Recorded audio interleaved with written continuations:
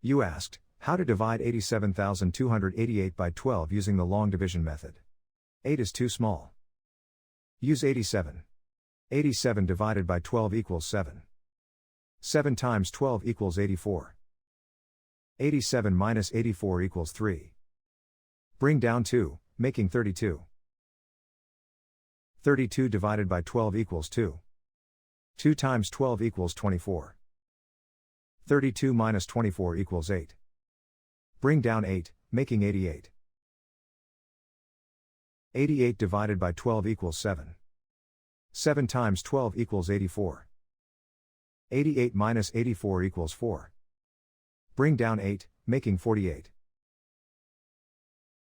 48 divided by 12 equals 4. 4 times 12 equals 48.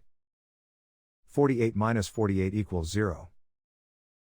The remainder is 0. The final result is 7,274.